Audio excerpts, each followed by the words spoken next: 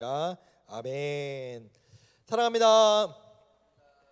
네, 제가 좀 목이 좀 간질간질해서 여러분 양해를 부탁드려요. 기말고사를 여러분 앞두고 있고 우리 고3은 조금 있으면 수능 성적표가 나오고 아마 학 시험과 성적과 앞으로의 입시를 앞두고 우리들의 마음은 다 두렵고 불안하고 떨리고 또 미래에 대한 확실한 것이 없다 보니까 아마도 그런 어려움 가운데 우리가 모두 살아가고 있을 겁니다. 그게 우리에게 닥쳐 있는 현실이겠죠. 내가 돌아오는 기말고사를 좋은 성적을 받을 수 있을까? 이번에 내신 망하면 진짜 어떡하지? 이번에 우리 고3들 진짜 내가 원하는 대학 가야 되는데 갈 수 있을까? 라고 하는 두려움이 우리 인생을 사로잡고 있을 거라고 생각합니다. 여러분, 우리의 마음을 사로잡는 두려움은 여러 가지가 있을 겁니다. 여러분들 아무래도 학생이고 청소년이다 보니까 이 성적에 대한 두려움은 여러분들을 당연히 사로잡을 거고요. 또는 어떤 사람들은 사람을 두려워할 수도 있고 또 어떤 사람들은 다양한 여러 가지 것들을 두려워할 것 같습니다. 여러분, 저는 겁이 많을 것 같나요? 아니면 겁대가리가 없어 보이나요? 어때 보여요? 네, 저는 개쫄보입니다. 네, 아시는 친구들 알겠지만 저 놀이기구도 잘 못하고요. 저 공포물도 못 봐요. 어렸을 때부터 조금이라도 무섭고 그런 좀 그로테스크한 거를 보면은 꿈에 그날 밤에 나와요. 진짜 그날 밤에. 근데 신기한 건 뭔지 아세요? 제 딸이 똑같은 것 같아요. 네. 뭔가 아는 게 많아지고 보는 게 많아질수록 겁이 더 많아지고 있는 똑같은 생명체를 요즘 보고 있습니다. 그래요, 여러분. 제가 좀 검색을 좀 해봤어요. 요즘 포비아라고 하죠. 포비아, 공포증. 이 포비아라고 말하는 전 세계적으로 보통 이제 정립된 것들을 찾아보니까 한 650개 정도 된다라고 얘기를 하더라고요. 진짜 많아요. 흔히 많이 나타나는 고소공포증, 그리고 폐소라고도 하고 폐쇄라고도 하는 어떤 곳에 갇혀 있는 것 같은 엘리베이터 못 타는 사람들이 있거든요. 그 공포증을 갖고 있는 사람도 있고, 대인 공포증, 사람 만나는 걸 두려워하는 공포증도 있고, 이거는 신기한데 고양이 공포증이 있는 사람도 있대요. 고양이가 무서워서. 그리고 광대 공포증. 이건 그 삐에로 광대. 그거 저도 있잖아요. 영화 그것 뭔지 아시죠? 저도 삐에로 별로 안 좋아해요. 되게 기분 나빠요. 황공포증 등 진짜 많대요.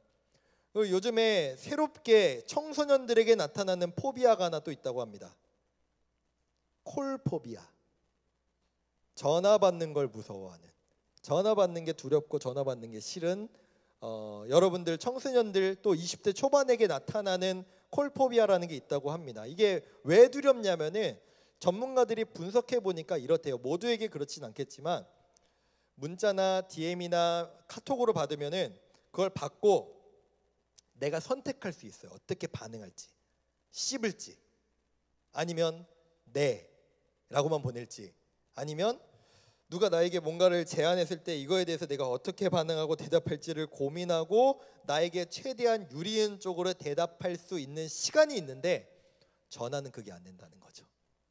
전화는 즉각 반응하고 대답해야 되다 보니까 그거를 그렇게 청소년들 가운데 또 20대 초반들 가운데 어려워하는 사람들이 많더라라고 하는 뉴스 기사를 본 적이 있습니다. 그래요, 여러분들은 무엇을 가장 두려워하고 무엇에 가장 불안해하며 무엇 때문에 좀 어려움을 느끼며 살아가십니까? 여러분, 그러면 제가 지금까지 두려움, 불안, 공포 이런 것에 대해서 좀 얘기를 해봤는데, 이 두려움이라는 감정은 우리의 삶에 유익할까요? 아니면은 매우 해가 될까요? 두려움. 정답은 이도 저도 아니다. 유익할 수도 있고 나쁠 수도 있다라고 정의 내릴 수 있을 것 같아요. 왜냐? 물론 두려움은, 심각한 두려움은 우리의 일상을 살아가는데 방해를 줍니다. 그런데 너무 또 두려움이 없는 사람은 삶의 위기를 느낄 수가 있어요. 겁대갈이 없는 사람들이라고 얘기하죠. 그리고 남자들이 보통 여자들보다 수명이 짧은 이유를 진짜로 상토라이 짓을 하다 보니까 이런 얘기도 있잖아요. 그래요. 적당한 두려움을 나를 안전하게 하고 무모하지 않게 살아가게 하기도 합니다.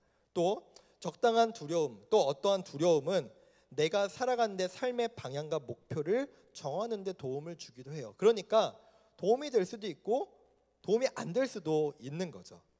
근데 오늘 우리 예수님께서 이 두려움이라고 하는 사람이 느끼는 감정에 대해서 언급을 하시며 직접적으로 말씀을 하세요. 정리하면 너희는 무엇을 두려워해야 되고 무엇을 두려워하지 말아야 된다라고 하는 것을 정말 직접적으로 말씀을 해주시거든요. 오늘 1절을 보시면은 수만 명의 사람들이, 수만 명의 무리가 예수님을 따랐다라고 기록하고 있습니다. 여러분, 우리가 성경을 볼 때 숫자를 그래도 나름 의미 있게 봐야 돼요. 왜냐하면은 수만 명. 여러분, 제가 아까 확인해 보니까 우리 일산교회 유튜브 구독자가 2.22천 명, 그러니까 아마 2,220명 정도 되겠죠. 우리 중등부, 고등부 요 송추라는 유튜브 계정이 220명 정도 되는 것 같아요. 그래요. 구독자가. 여러분이 유튜브를 시작한다고 생각을 해봅시다. 유튜브 구독자 수만 명 모으는 게 쉽습니까? 어렵습니까? 지금 우리 교회 다니는 사람이 거의 1,700, 1,800명 정도 돼요. 물론 애들 뺀다고 쳐도 한 1,500명이라고 칩시다. 뭐 거기에다가 이제 더 플러스 돼가지고 이제 2,200명 정도 되는 것 같은데, 여러분 우리가 수만 명의 유튜브 구독자 모으는 건 진짜 어려울 겁니다. 여러분도 유튜브에 정말 많은 사람들을 구독을 해놨겠지만 여러분 구독하는 사람들 영상 다 봐요? 옛날에 구독했는지도 까먹고 그 사람 영상 안 보는 경우도 많지 않아요? 그리고 구독은 그냥 구독 누르면 끝이잖아요. 근데 지금 여기 2000년 전에 예수님을 직접 몸으로 따라다니면서 그분의 가르침을 듣고 그분의 기적을 보려고 모인 사람이 수만 명이었다고요. 여러분, 이건 진짜 어마어마한 일입니다. 여러분, 이 이스라엘 예루살렘 이 동네, 이 이스라엘 전체가 그렇게 인구가 엄청 많은 나라도 아니란 말이에요. 근데 이 수만 명이 이동한다. 그러면은 여러분 보세요. 수만 명의 사람이 예수님을 따라다니는데 그 중에서 예수님과 가장 가까이 가장 많이 함께하는 사람들이 누구예요? 예수님의 제자들, 12명의 제자들.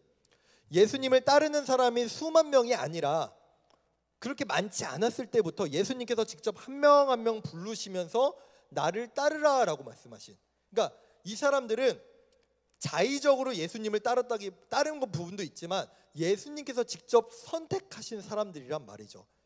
그럼 생각해 봅시다.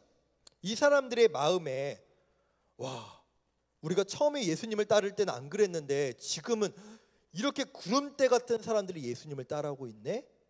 라고 하는 마음을 제자들이 먹었을 때 마음에 어떤 감정들이 있었을까요?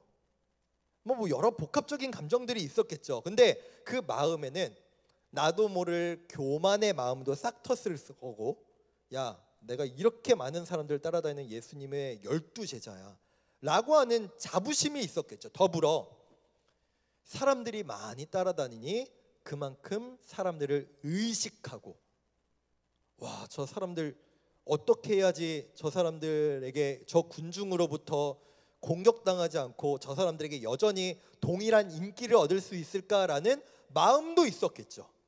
그렇죠? 왜요? 여러분, 원래 예수님을 따라다니기 이전에 세례 요한이라는 사람이 있었는데 그 사람을 구름대같이 따라다니는 사람들이 지금 사실 예수님께 다 옮겨온 거거든요. 아는 거예요. 저 사람들이 언젠가는 다 사라져버릴 수 있다는 거. 제자들이 그 마음이 있었을 겁니다. 그것을 꿰뚫어 본 예수님께서 이렇게 1절에서 말씀하시죠. 1절 보겠습니다. 그동안에 무리 수만 명이 모여 서로 밟힐 만큼 되었더니 예수께서 먼저 제자들에게 말씀하여 이르시되 바리새인들의 누룩 곧 외식을 주의하라. 이게 어떻게 보면 되게 뜬금없는 얘기 같은데요, 예수님은 제자들의 마음을 지금 꿰뚫어 보신 거예요. 어떤 마음이냐? 여러분, 바리새인들은 제가 여러 번 말씀드려서 아마 알 겁니다.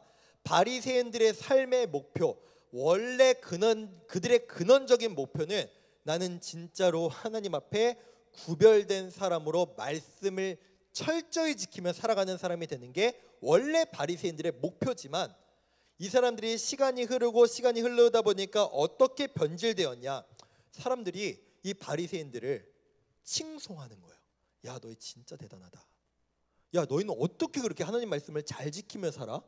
나는 도저히 그렇게 살 수가 없는데, 와, 바리새인들 진짜 존경해. 진짜 대단해.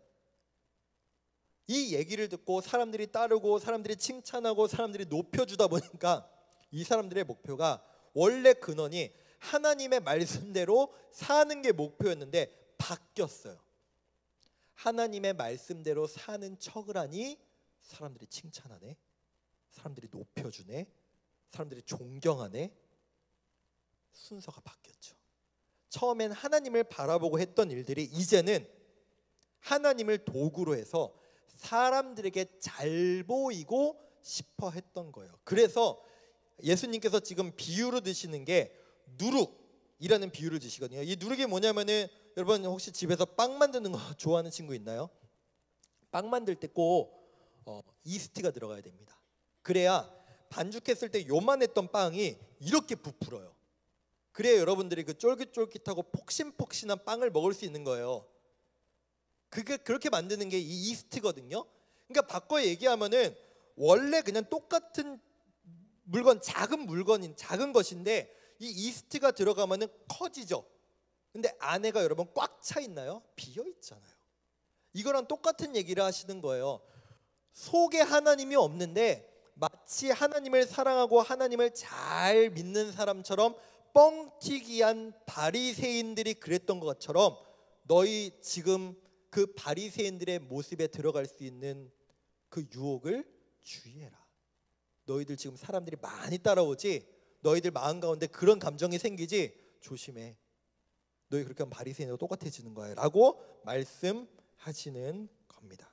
즉 허세, 외식 이런 걸 주의하라는 거예요. 여러분 플렉스라고 하는 단어 아시죠? 플렉스. 보통 플렉스 하면은 어떤 뜻으로 쓰여요? 야, 나 플렉스 했어 라고 하면은 뭔가 낭비, 사치, 우린 이런 생각을 하잖아요. 와, 제가 원래 좀 능력 안 되는데 저 가방 샀네, 저 신발 샀네, 저런 폰 샀네, 와, 쟤 진짜 좀 무리했네, 이런 느낌으로 우리에게 좀 잘못 이미지가 박혀 있는데, 이게 원래 어떤 표현이었냐면은, 뭐 제가 흉내 내면 너무 이상할 것 같아가지고 저는 너무 안 어울려서, 바디빌더들이 그 콘테스트 나가가지고 막 그 근육을 쥐어 짜잖아요. 그쵸? 뭔지 아시죠? 막 근육 막 쥐어 짜는 그게 플렉스래요. 내가 이렇게 근육이 있는 사람이라는 것을 어떻게든 드러내 보이려는 게 플렉스거든요. 그러니까 사람들 앞에서 내가 이런 사람이다라고 하는, 보여주고자 하는 모습을 살아내게 된다라는 거죠. 그렇다면 예수님은 지금 이 바리새인들과 이 제자들이 이렇게 사람들 앞에 외식과 허세를 보이려고 하는 근원이 어디서 나왔냐라는 것을 오늘 말씀에서 말씀하시는데, 그게 바로 어디다? 사람들에 대한 두려움, 내가 더 잘 되려는 두려움, 사람들 앞에서 나의 진짜 모습을 감추려는 두려움에서 나온다라고 하신 거죠. 근데 여러분, 우리는 이 모습으로부터 과연 우리는 바리새인과 예수님의 제자들과 같이 우리는 다르다, 우리는 거기에서 자유롭다라고 말할 수 있냐는 거죠. 아니죠. 저를 볼까요? 저도 여기에서 자유롭지 않죠. 저 일상교회 목사입니다. 목사라면 여러분들이 어떻게 살아야 된다, 목사라면 이렇게 해야 된다라고 하는 여러분 각자의 기준들이 다 있을 겁니다. 만약에 그것을 벗어나 버리면 어떻게 나올까요? 목사님이 왜 저래? 목사가 왜 저래? 미친 거 아니야? 저게 목사 맞아? 이런 얘기를 할 거잖아요. 저도 그걸 알고 있기 때문에 저도 여러분 앞에서, 성도님들 앞에서 나름의 제 자신을 감추고 포장하고 외식을 보일 수밖에 없죠. 여러분은 어때요? 교회에서의 모습, 학교에서 모습, 집에서의 모습, 친구들에서의 모습, 학원에서의 모습 다 똑같은가요? 아니잖아요. 그래서 우린 여기서부터 자유로울 수 없어요. 왜? 근데 이런 모습이 왜 나오느냐?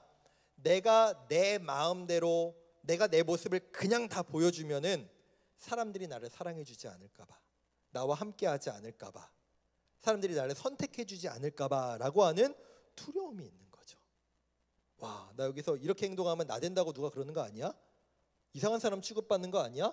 나 저 공동체 못 들어가는 거 아니야? 라고 하는 두려움이 우리를 다스리고 사로잡는 거죠. SNS도 마찬가지 아닌가요? 인스타그램이나 뭐 요즘 뭐 또 뭐가 있나요? 뭐 여러 가지들. 여러분 인스타그램이나 뭐 유튜브나 여기에 나오는 것들, 뭐 누군가는 자신의 솔직한 모습을 드러낸다라고 얘기하지만 대부분은 맛있는 걸 먹고 좋은 걸 사고 좋은 여행을 가고 나에게 좋은 일이 생긴 것들을 자랑하는 데 쓰이지, 나의 막 추악한 모습들을 막 드러내는 데 쓰는 경우는 별로 없지 않습니까? SNS도 마찬가지인 거죠. 그런 우리에게 예수님은 이렇게 말씀하십니다. 우리 5절인데 우리 5절 말씀을 메시지 성경으로 우리가 조금 더 이해하기 쉽게 받도록 하겠습니다. 그들이라는 것은 뭐 여러 대상을 표현할 수 있을 것 같아요. 사람일 수도 있고요, 이 세상일 수도 있고 이 사회일 수도 있을 겁니다. 그들이 너희 존재의 중심인 너희 영혼에 할 수 있는 일이란 아무것도 없다. 너희는 너희 삶 전체, 몸과 영혼, 너희 삶 전체를 그 손에 붙잡고 계시는 하나님만 두려워하면 된다 라고 말씀하세요. 이걸 제가 여러분들에게 직접적으로 되게 노골적으로 말씀을 드릴게요. 여러분은 내가 하나님과의 관계보다 시험을 못 봐서, 좋은 성적을 못 받아서 부모님께 혼날 것, 친구들에게 공부 잘하는 사람인 줄 알았는데 뭐 못하는 사람으로 취급을 받든, 공부를 못하는 사람으로 취급을 받든, 뭐 정말 괜찮은 사람으로 취급을 못 받든, 이런 것들에 대한 두려움을 여러분들을 사로잡고 있지 않습니까? 반면에 내가 하나님과 예배하는 것, 내가 하나님과 교제하는 것, 내가 하나님의 말씀을 읽는 것, 내가 하나님을 찬양하는 것, 그러므로 말미암아 하나님의 기쁨이 되는 것에 대해서는 여러분 얼마나 의식하고 계십니까? 내가 좋은 대학을 가고 내가 성공을 하고 내가 조금 더 나은 삶을 살아가면서 사람들에게 내가 더 괜찮은 사람으로 보여지는 것을 누리기 위해, 아니 내가 그것을 못 누리면 어떡하지? 내가 그것을 못 성취하면 어떡하지? 라고 하는 두려움과 불안이 나를 사로잡고 있지만, 내가 하나님 앞에 마땅히 드려야 될 삶을 살아가지 못해 하나님의 나를 보며 안타까워하시고 하나님이 나의 삶을 보며 슬퍼하실 모습에 대해서는 얼마나 생각하고 얼마나 두려워하고 계십니까? 시험 기간에 학원 보충 빠져가지고 내가 한 문제 더 틀리면 어떡하나 라고 하는 두려움이 나를 사로잡지만, 내가 예배를 늦거나 학원으로 내가 예배를 안 나와서 내 신앙생활에 어려움을 당하는 것에 대해서는 여러분 어떤 불안함과 두려움이 있으십니까?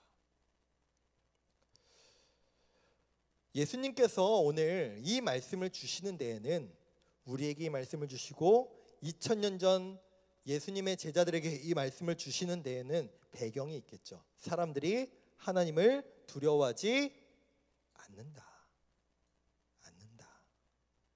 하나님을 별로 의식하지 않는다. 하나님을 별로 중요하게 생각하지 않는다 라는 거죠.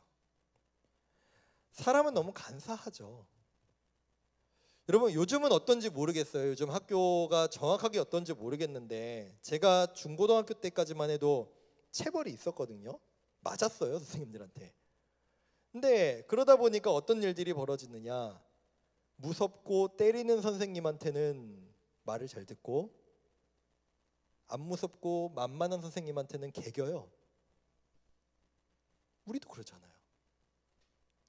당장 내 삶에 어떤 손해가 날 것 같은 것에는 거기에 목숨을 걸고, 그거 안 되면 큰일 날 것 같고, 이거 나 해야 돼요, 이거 나 빠지면 안 돼요 라고 하면서 하나님은 예배를 빠지든 성경을 안 읽든 기도를 안 하든 벼락도 안 내리고 뭐 큰일도 없고 하니까 나의 삶에 큰 뭔가 페널티를 주지 않으시니까 하나님만 만만히, 세상은 두려워하는 우리의 모습이 있다라는 거죠. 그렇다면 하나님을 두려워하라라고 하는 이 말씀을 우리가 보았을 때 우리는 어떻게 살아가야 될까요? 매일매일 하나님을 두려워하며 하나님이 나 벌 주시면 어떡하지? 하나님이 나 지옥 보내면 어떡하지? 이렇게 두려워하며 벌벌 떨면서 살아야 된다, 불안해하며 살라는 말씀일까요? 아니요. 우리 하나님은 그런 분이 아니시죠. 그래서 이후의 말씀이 역설적인데 뭔가 앞에서 말씀하시는 거랑 뒤에서 말씀하는 게 뭔가 달라 보이는데 이런 우리에게 말씀을 주신다는 거죠. 6절과 7절입니다. 우리 함께 볼게요. 참새 5마리가 두 아사리온에 팔리는 것이 아니냐. 그러나 하나님 앞에는 그 하나도 잊어버리시는 바 되지 아니하시는도다. 너희에게는 심지어 머리털까지도 다 세신 바 되었나니 두려워하지 말라. 너희는 많은 참새보다 더 귀하니라. 여기 나오는 아사리온이라고 하는 단위는요, 한 노동자 하루 품삯의 16분의 1이에요. 그럼 얼마 정도 될까요? 여러분, 하루 품삯을 10만 원으로 하면 16분의 1 하면 계산판 하는 사람 얼마예요? 한 6, 7천 원 되나요? 맞아요? 빨리 계산해봐요. 16분의 1 1300 아닌가 얼마지? 계산해봐요. 어쨌든 비싼 돈이 아닌 거예요.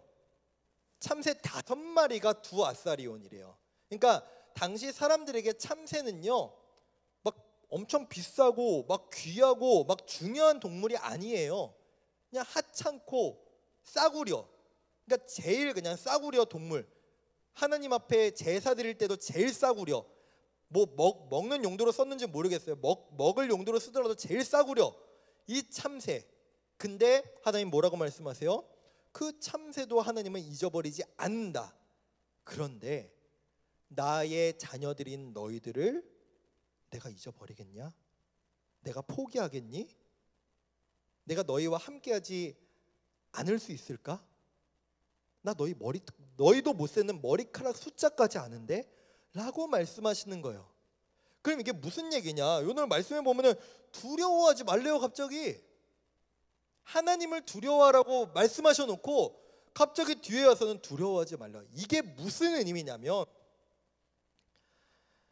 평생 세상을 향한, 사람을 향한 두려움 가운데 살아가는 우리를 보시며 하나님께서 안타까워하시는 거예요. 너희 왜 그렇게 살아가니? 너희 왜 맨날 그 두려움에 사로잡혀서 살아가니? 사람들 두려워하고 세상 두려워하면서 내가 이거 할 수 있을까? 내가 이거 얻을 수 있을까? 내가 이 유익을 얻을 수 있을까? 날마다 두려워하며 살아가는 우리를 보시며 하나님께서 속상하시고 안타까워서 말씀하시는 거예요. 너 지금 대체 뭘 바라보고 있니? 뭘 두려워하고 있니? 나를 봐라, 나를. 내가 너희 책임진다니까. 내가 너희 절대 포기하지 않는다니까. 참새도 안 잊어버리는데 내가 너희를 잊어버리겠니? 나를 봐라. 세상 바라보지 말고 나를 보고 너희와 함께할, 너희를 책임지고 너희를 인도할 나를 바라 라고 말씀하시는 거예요. 헛된 것 바라보지 말고, 쓸데없는 거 바라보지 말고 내가 지켜줄게. 내가 너와 함께할게. 내가 너의 길을 인도할게. 너의 앞으로의 앞날도 내가 책임져 줄게 라고 말씀하시는 하나님을 바라보길 원하시는 거죠. 말씀을 맺겠습니다. 사랑하는 고등부 여러분, 여러분은 요즘 무엇을 두려워하며 무엇에 사로잡혀 불안감 가운데 살아가고 계십니까? 그로 말미암아 여러분의 삶이 하나님보다 다른 그 어떤 것들이 더 귀해지고 소중해지고 그것이 내 인생을 휘어잡고 흔들고 있지는 않습니까? 사랑하는 고등부 여러분, 오늘 하나님의 말씀을 기억하십시오. 두려워하지 마라. 세상을 두려워하지 마라. 세상에 휘둘리지 마라. 내가 너희 하나님이다. 내가 너희와 함께한다. 내가 너희를 포기하지 않는다. 나를 좀 봐라 라고 말씀하시는 그 하나님의 안타까워하시는, 나를 바라보시며 안타까워하시는 그 음성에 따라 내 주님, 내가 세상의 말이 아니라 하나님의 음성, 하나님의 말씀 따라 살겠습니다. 그렇게 고백하며 결단하며 주님을 경외하는 인생 되시기를 간절히 소망합니다. 우리 말씀을 기억